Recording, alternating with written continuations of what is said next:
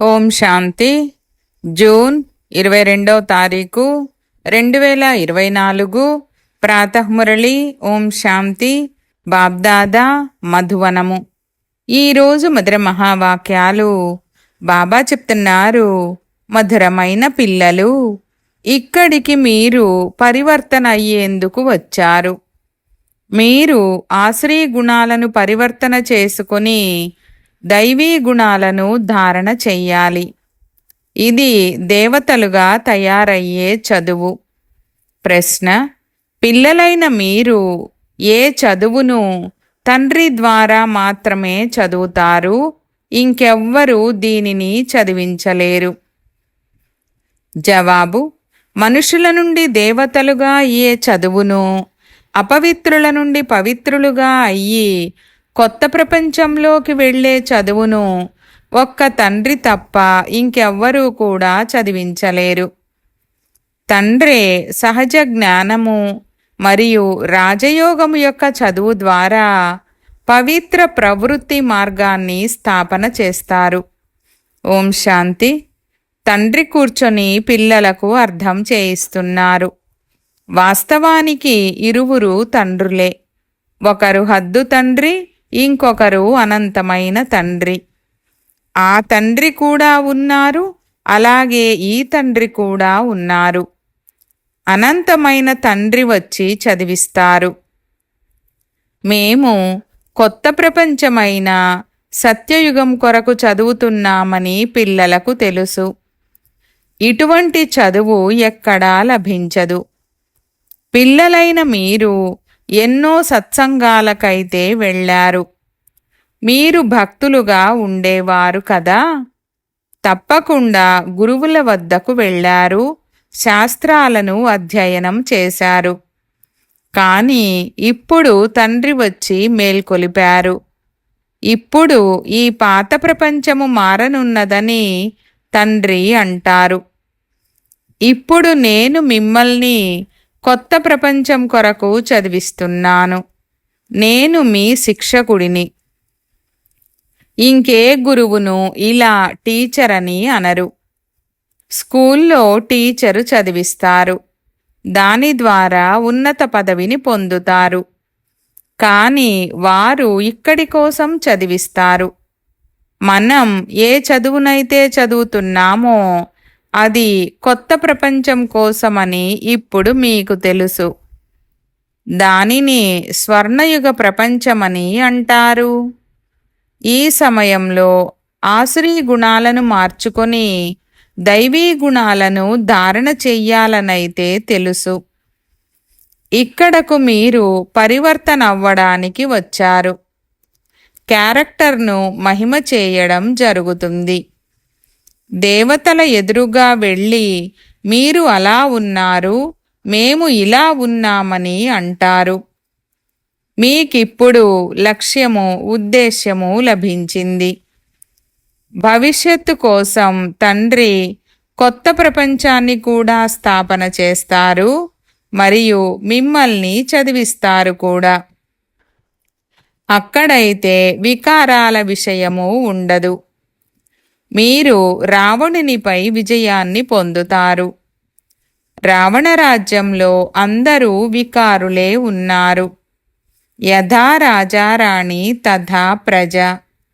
ఇప్పుడైతే పంచాయతీ రాజ్యం ఉంది. దీనికన్నా ముందు రాజు రాణుల రాజ్యం ఉండేది.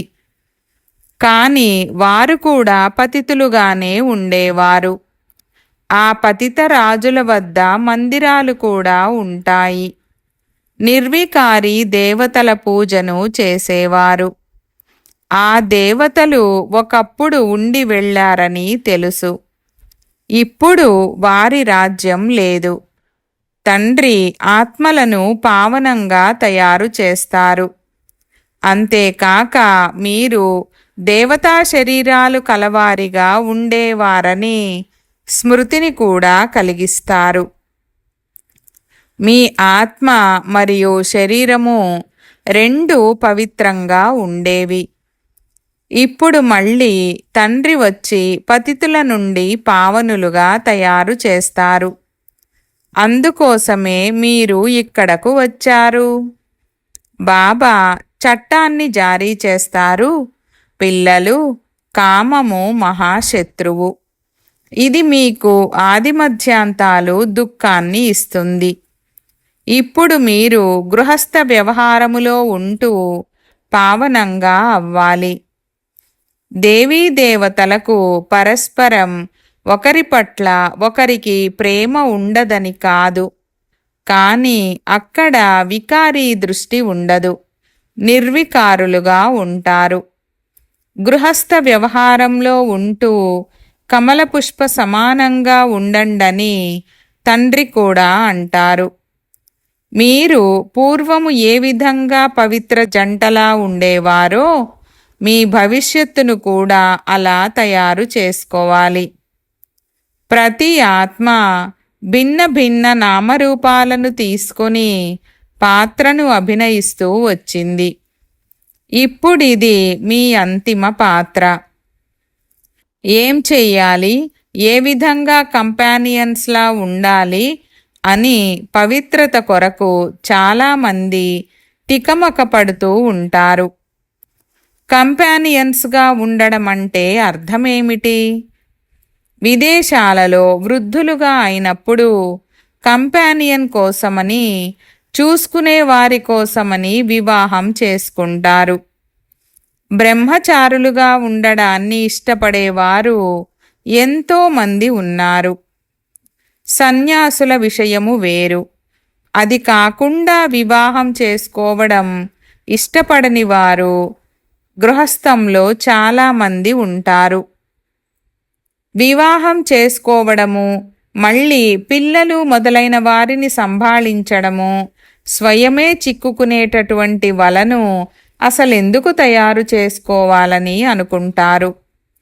అటువంటి వారు చాలామంది ఇక్కడకు కూడా వస్తారు. బ్రహ్మచారులుగా ఉంటూ 40 సంవత్సరాలు గడిచింది. ఇప్పుడిక ఏం వివాహం చేసుకుంటామని అనుకుంటారు. స్వతంత్రులుగా ఉండడం ఇష్టపడతారు. తండ్రి వారిని చూసి సంతోషపడతారు. వీరు ఉన్నదే బంధనముక్తులుగా ఉన్నారు. ఇక మిగిలింది శరీర బంధనము. ఇందులో దేహసహితంగా అన్నీ మర్చిపోవాలి. కేవలం ఒక్క తండ్రిని స్మృతి చెయ్యాలి. ఏ దేహధారిని, క్రైస్టు మొదలైన వారెవ్వరిని స్మృతి చెయ్యకూడదు. నిరాకారుడైన శివుడైతే దేహధారి కారు. వారి పేరు శివ.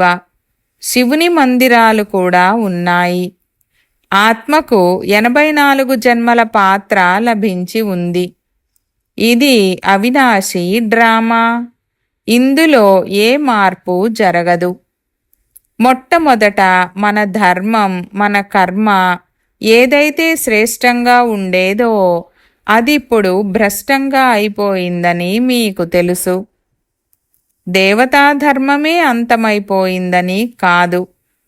దేవతలు సర్వగుణ సంపన్నులుగా ఉండేవారని గానం చేస్తారు కూడా. లక్ష్మీనారాయణలిరువురూ పవిత్రంగా ఉండేవారు. పవిత్ర ప్రవృత్తి మార్గం ఉండేది. ఇప్పుడు అపవిత్ర ప్రవృత్తి మార్గం ఉంది.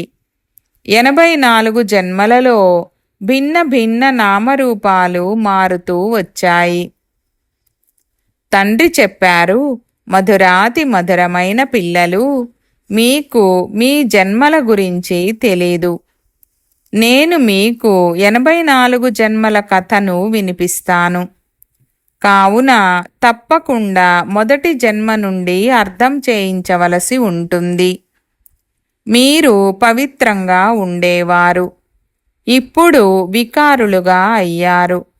కావున దేవతల ముందుకు వెళ్ళి తల వంచి నమస్కరిస్తారు. క్రిస్టియన్లు క్రైస్టు ముందుకు, బౌద్ధులు బుద్ధుని ముందుకు, సిక్కులు గురునానక్ దర్బారు ముందుకు వెళ్ళి తల వంచి నమస్కరిస్తారు.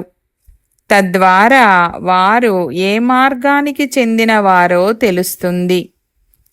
వీరు హిందువులని మీకోసమైతే అంటారు. ఆది సనాతన దేవీ దేవతా ధర్మం ఏమైందో ఎవ్వరికీ తెలీదు. అది కనుమరుగైపోయింది. భారత్లో చిత్రాలైతే ఎన్నో తయారు చేయబడి ఉన్నాయి. మనుషుల అభిప్రాయాలు కూడా అనేకమున్నాయి. శివునికి కూడా అనేక పేర్లను పెట్టేశారు. వాస్తవానికి వారిది ఒక్క శివ అన్న పేరే.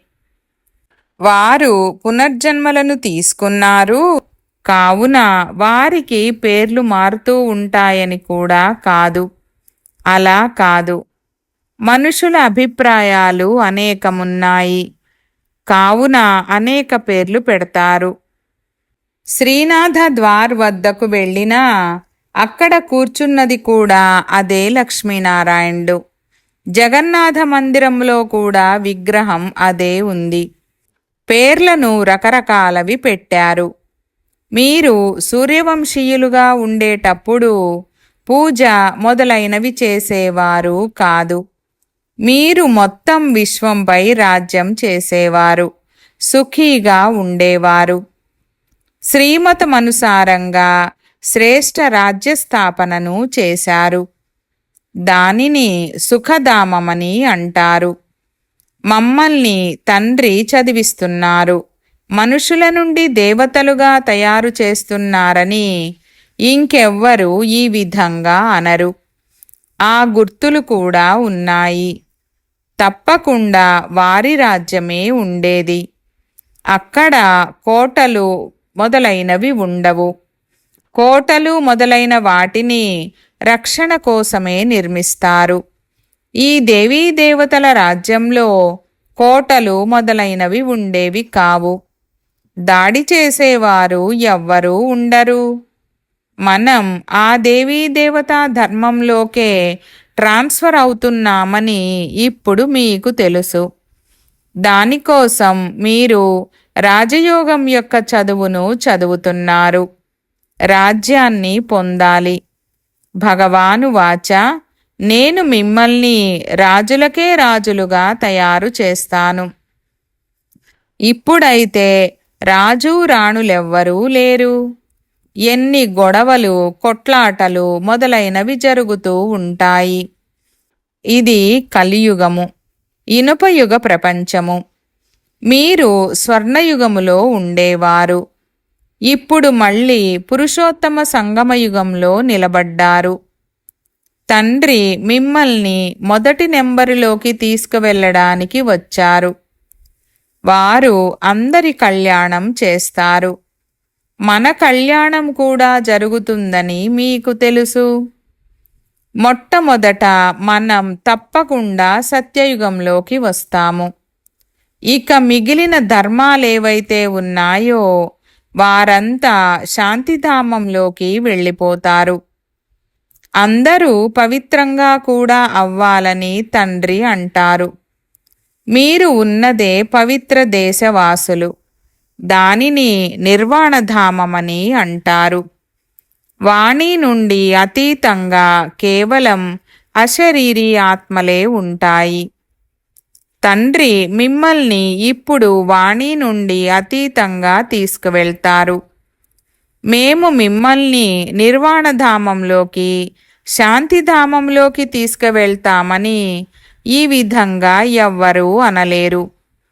వారు మేము బ్రహ్మతత్వంలో లీనమవుతామని అంటారు. ఇప్పుడిది తమోప్రధాన ప్రపంచమని పిల్లలైన మీకు తెలుసు. ఇందులో మీకు రుచి కలగదు.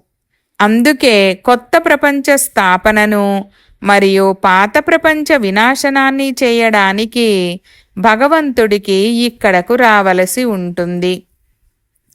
శివజయంతిని కూడా ఇక్కడే జరుపుకుంటారు. మరి వారు వచ్చి ఏం చేస్తారు? ఎవరైనా చెప్పండి. జయంతిని జరుపుతున్నారంటే తప్పకుండా వారు వస్తారని కదా. రథముపై విరాజమానం అవుతారు. వారేమో ఆ గుర్రపు రథాన్ని చూపించారు. నేను ఏ రథంపై స్వారీ చేస్తానన్నది తండ్రి కూర్చొని తెలియజేస్తారు. పిల్లలకు తెలియజేస్తాను. ఈ జ్ఞానం తర్వాత కనుమరుగైపోతుంది. వీరి 84 జన్మల అంతిమంలో బాబాకు రావలసి ఉంటుంది. ఈ జ్ఞానాన్ని ఎవ్వరూ ఇవ్వలేరు. జ్ఞానం పగలు, భక్తి రాత్రి. కిందకు దిగిపోతూనే ఉంటారు. భక్తి యొక్క షో ఎంతగా ఉంది! ఎన్ని కుంభమేళాలు, ఫలానా మేళాలు జరుగుతూ ఉంటాయి. ఇప్పుడు మీరు పవిత్రంగా అయ్యి కొత్త ప్రపంచంలోకి వెళ్ళాలని ఈ విధంగా ఎవ్వరూ చెప్పరు. ఇప్పుడిది సంగమయుగమని తండ్రే చెప్తారు. కల్పక్రితము మీకు ఏ చదువైతే లభించిందో, దేని ద్వారానైతే మీరు మనుషుల నుండి దేవతలుగా అయ్యారో, అదే చదువు మీకిప్పుడు లభిస్తుంది. మనుషుల నుండి దేవతలుగా తయారు చేయడానికి భగవంతునికి ఎంతో సమయం పట్టదు అన్న గాయనము కూడా ఉంది. అలా తప్పకుండా తండ్రే తయారు చేస్తారు కదా. మనం అపవిత్ర గృహస్థ ధర్మానికి చెందిన వారిగా ఉండేవారమని, ఇప్పుడు తండ్రి వచ్చి మళ్ళీ పవిత్ర ప్రవృత్తి మార్గం వారిగా తయారు చేస్తారని మీకు తెలుసు. మీరు చాలా ఉన్నత పదవిని పొందుతారు. ఉన్నతోన్నతుడైన తండ్రి ఎంత ఉన్నతంగా తయారు చేస్తారు. తండ్రిది శ్రీ అనగా శ్రేష్టాతి శ్రేష్టమైన మతము. మనం శ్రేష్టంగా అవుతాము. శ్రీ అర్థం గురించి ఎవ్వరికీ తెలీదు. ఇది ఒక్క శివబాబా టైటిలే. కానీ వారేమో స్వయాన్ని శ్రీ అని పిలుచుకుంటారు. మాలను తిప్పుతారు. మాల 108 మందిది. వారు 16,108 మాలను తయారు చేశారు. అందులో అష్టరత్నాలు వచ్చేస్తారు. 4 జంటలు మరియు ఒక బాబా. 8 రత్నాలు మరియు 9వ వాడిని నేను. వారిని రత్నాలని అంటారు. వారిని ఆ విధంగా తయారు చేసేవారు తండ్రే. మీరు తండ్రి ద్వారా పారసబుద్ధి కలవారిగా అవుతారు. రంగూన్లో ఒక సరస్సు ఉంది.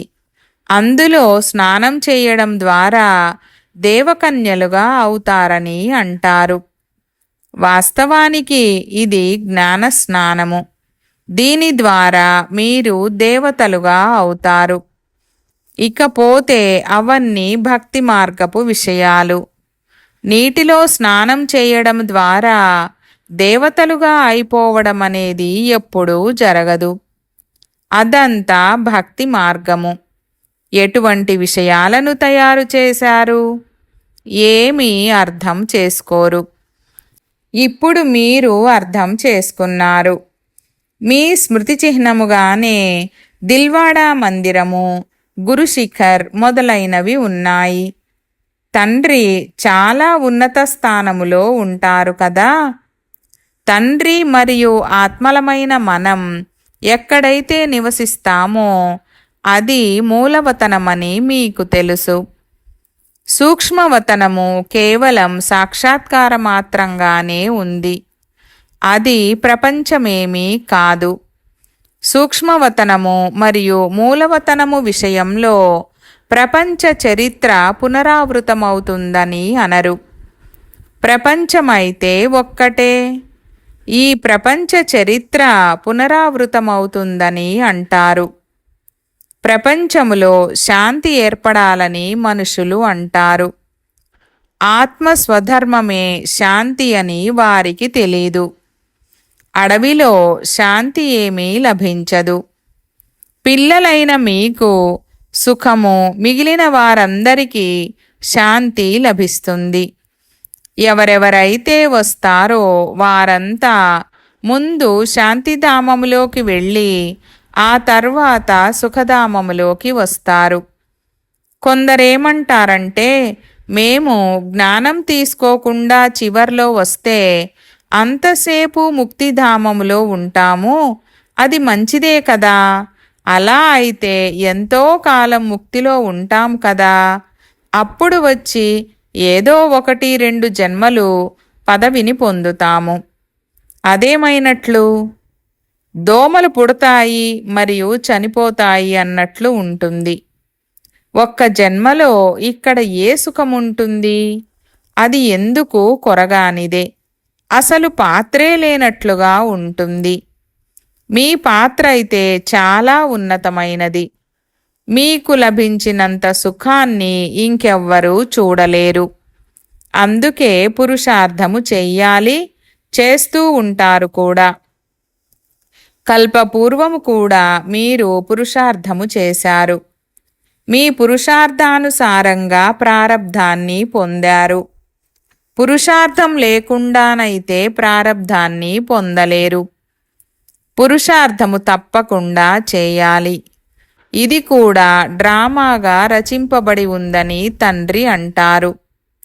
మీ పురుషార్థం కూడా జరుగుతుంది. అది లేకుండా ఊరికే అలా నడవలేరు. మీరు పురుషార్థాన్ని తప్పకుండా చేయవలసి ఉంటుంది. పురుషార్థం లేకుండా ఏదైనా జరగగలదా? దగ్గు తానంతట అదే ఎలా తగ్గుతుంది? మెడిసిన్ తీసుకునే పురుషార్థమునైతే చేయవలసి ఉంటుంది.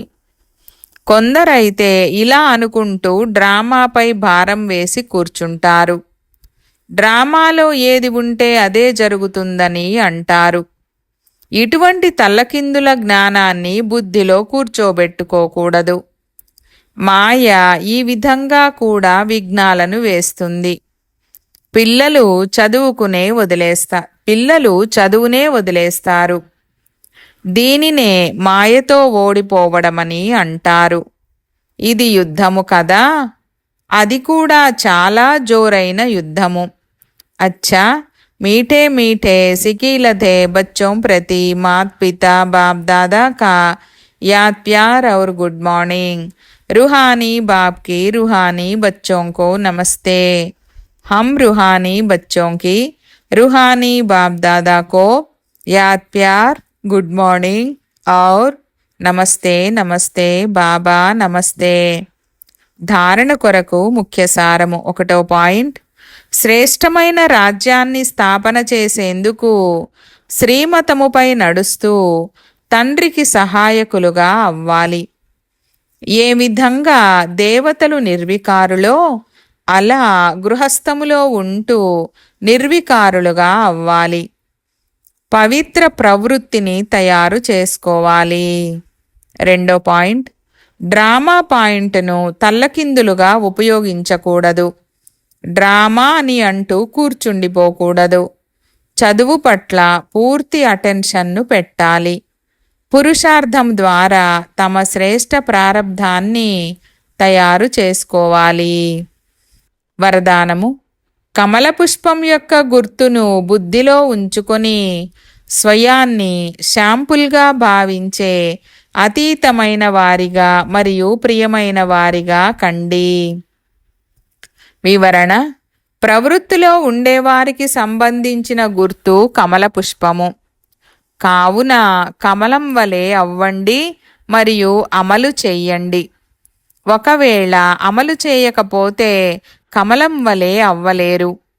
అందుకే కమల పుష్పం యొక్క గుర్తును బుద్ధిలో ఉంచుకొని స్వయాన్ని శాంపుల్గా భావిస్తూ నడుచుకోండి. సేవ చేస్తూ అతీతంగా మరియు ప్రియంగా అవ్వండి. కేవలం ప్రియంగా మాత్రమే అవ్వకండి. అతీతంగా అయ్యి ప్రియంగా అవ్వండి. ఎందుకంటే ప్రేమ అనేది ఒక్కోసారి మోహం రూపంలోకి మారిపోతుంది. అందుకే ఏ సేవను చేస్తున్నా సరే అతీతమైన వారిగా మరియు ప్రియమైన వారిగా అవ్వండి. స్లోగన్. స్నేహమనే ఛత్రఛాయ లోపలికి మాయ రాలేదు. ఓం శాంతి.